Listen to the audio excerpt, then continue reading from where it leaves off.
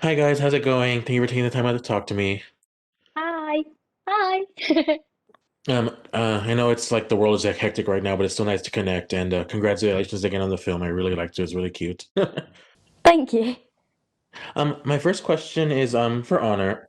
So in recent years, there's been so many like great animated films with amazing like brave heroines, but they also usually are always like princesses or something. So I was wondering, what was it like voicing this character that little kids, especially little girls, can look up to? Especially since there's a lot of princesses in the world, but there's not a lot of Wolfwalkers. So what was that I like? mean, yeah, I think the whole nice concept of this animation is that it's two strong independent girls that they don't really need, they're not the damsel in distress in like Disney films or anything like in the fairy tales.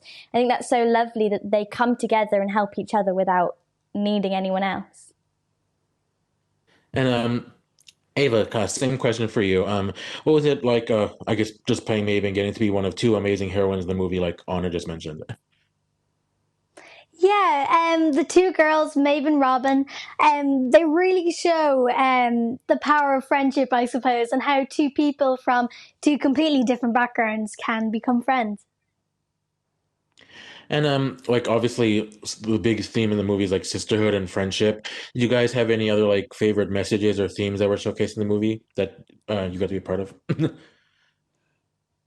I mean, I think nature is a massive thing in the film, and I think it really highlights the importance and how we really need to start looking after it. What about you, Ava? Um, Definitely speaking up and standing up for what you believe in. Yes, love that. And so, what did you each of you like watch or research in preparation for your roles? I was getting a lot of like Princess Mononoke vibes from Studio Ghibli. Were there any other like animated characters or any other animated films or heroes that you watched that helped you prepare for the roles of Robin and Maeve? Eva, do you want to go first?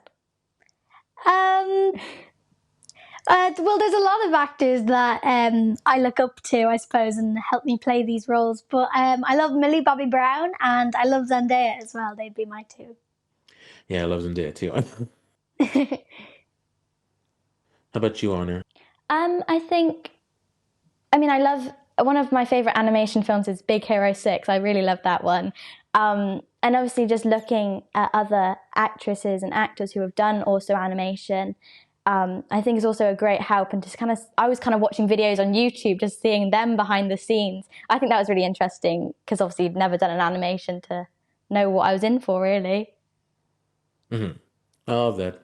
Well, that's all the questions I have for you guys. Thank you guys so much again, and Thank congratulations on the you. film. I can't wait for people to see it on Apple TV Plus. Thank you very much. Hi guys, how's it going? Not too Hey, bad, Raffy. Raffy. How are you? I'm good. I just wanted to say thank you again so much for taking the time out to talk to me and congratulations on the film.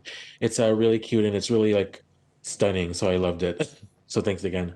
Good. That's no problem. Thanks, man. My first question is for both of you. What I love most about Wolfwalkers is like the relationship and friendship formed between Robin and Maeve.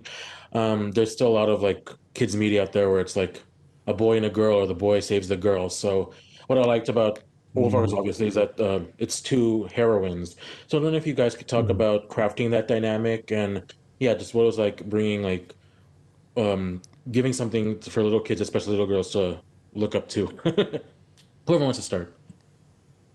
Tom? Yeah, sure. I think for us it was interesting because our original idea was a little boy and a little girl, and we realized fairly early on in the writing process that wasn't going to work. And whenever we took into consideration the time period in which it was being set and the story we wanted to tell, it made much more sense to have it as like a first friendship between two girls. And the fact that their friendship kind of reflects that they're coming from two different worlds and that they can see something that they're missing in their lives in each other. That dynamic, I think, was much more interesting than if we'd just done another boy and a girl story. Yeah, and also the two girls, it gave Robin a really direct comparison to see like Maeve's life of freedom and of instinct and for her life of being caged and being told what to do. There's a direct comparison there, and you wouldn't get that with a mixed gender. Mhm. I was just telling Honor and Ava that world has enough princesses. But they need Yeah, more wolf walkers. So, and I yeah. like I that. think so. Yeah, that dynamic is really cute. The film also gave me like huge like Princess Mononoke vibes. So I was wondering Mm. what other like influences or like other like animated like other series or movies or like what other influences like were you guys using to like create this story and bring it to life? There was a live action movie called Son of Rambo by Garth Jennings, who actually has directed some animated features like Sing in the meantime. But that movie really, it was two little boys in that case, but that was kind of the core relationship of that movie, was very similar to the story that we were trying to tell. Yeah, and then like we would have been inspired by, well, like by a lot of graphic novels, illustration. Like there was a beautiful little book by Emily Hughes called Wild, and it was about a little wild girl that was tried to be brought into society, and in the end just had to run away back to the forest. You know, so there's little story points like that that you go, oh wow, that's really like. So you kind of draw from all of those places. Yeah. And this work and then your other titles with Cartoon Saloon, you guys really committed yourselves to um I'm really passionate about like hand-drawn animation, especially since like in this day and age, a lot of everything's like computer generated.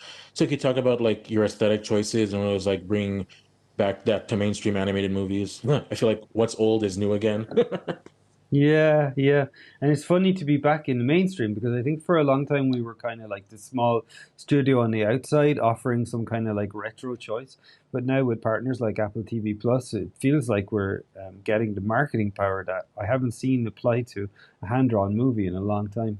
So it's really exciting for people who love the art form like we do. We've been practicing hand-drawn animation for 20 years now and trying to find ways to reinvent it and reimagine it for a modern audience. So I'm hoping and I'm delighted by the reception it's been getting.